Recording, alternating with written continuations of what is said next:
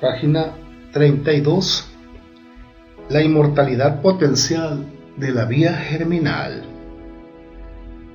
Sucede algo parecido en el caso de la llamada vía germinal, que sale a relucir con tanta frecuencia. Como es sabido, debemos distinguir en los animales pluricelulares dos tipos de células. Por una parte, las células somáticas, es decir, las que después de diferenciarse forman los tejidos y los órganos del cuerpo, y por otra, las células germinales, espermatozoos masculinos y óvulos femeninos, que están al servicio de la reproducción. Pero mientras las células somáticas han de sufrir una muerte inevitable, se dice que las células germinales son potencialmente inmortales, porque en principio su vía germinal sigue un curso ininterrumpido.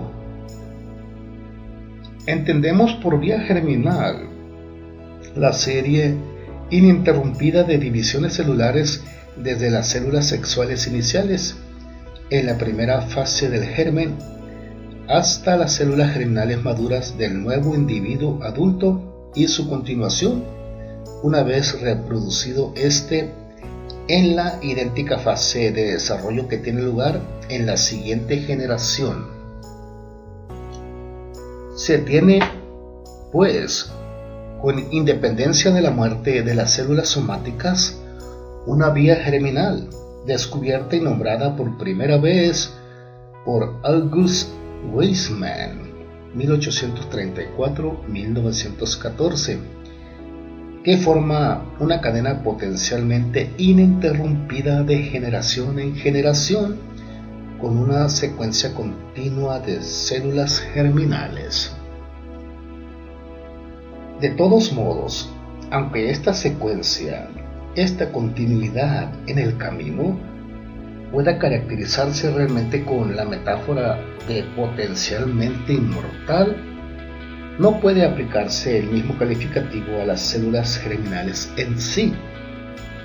En primer lugar, porque su función consiste en mantener a la población, no al individuo. Y como ya hemos dicho varias veces, el fallecimiento y el concepto de muerte fisiológica están ligados exclusivamente al individuo.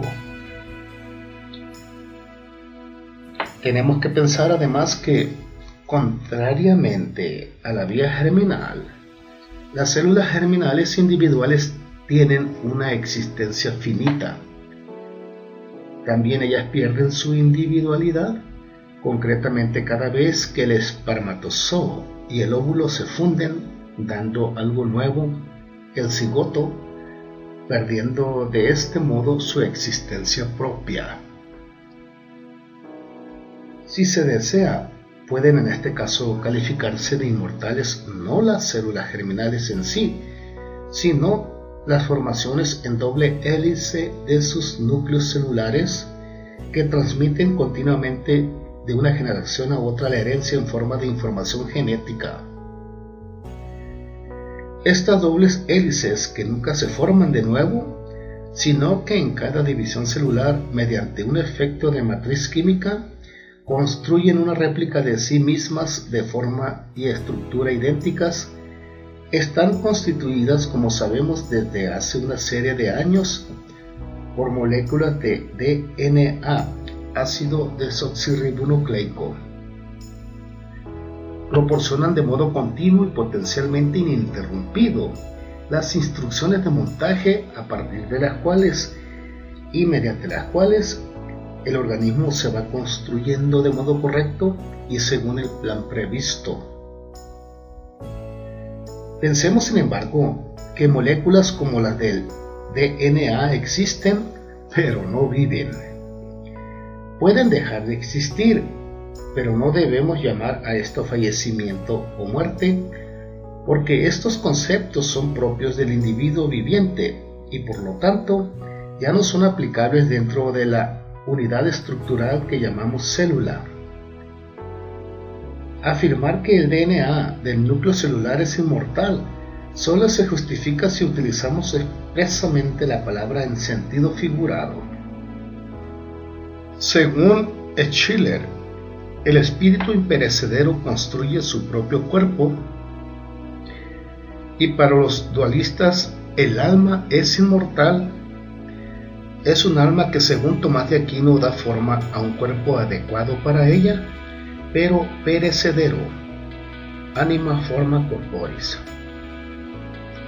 Así pues, en ambos casos se asocia el concepto de inmortalidad al de plan constructivo, y esto explica perfectamente, incluso en relación a las consideraciones anteriores, que T y G. Sartori formulen esta audaz frase. Lo que hasta ahora filósofos y teólogos han atribuido al alma se reconoce actualmente como función del ácido desoxirribonucleico, DNA. Estos dos teólogos, marido y mujer, saben perfectamente que esta sustancia y los cromosomas, al pudrirse, se descomponen como las demás materias del cuerpo. Es evidente que la expresión alma, trasladada a un concepto materializado, ya no sirve para describir los aspectos aparentemente inmateriales que continúan siendo propios del hombre.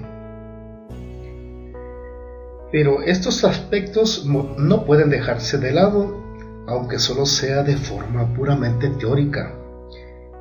Y para los dos autores citados, lo que tradicionalmente se designaba con la palabra alma es solo una cifra de la esencia corpóreo animado espiritual del hombre, de su forma esencial y eterna.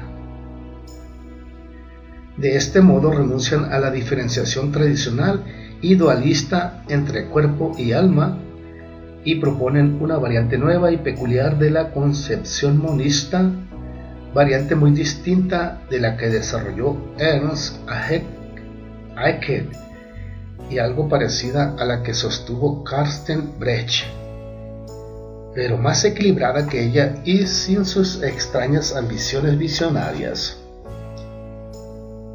Desde el punto de vista del biólogo, todo lo dicho hasta el momento parece apoyar las siguientes generalizaciones. El fin natural del desarrollo de un individuo viviente puede consistir en una completa absorción en su descendencia cuando se tiene una división celular sin residuo, o en una fusión con otro individuo para constituir una nueva y común individualidad cuyo desarrollo se inicia con el cigoto.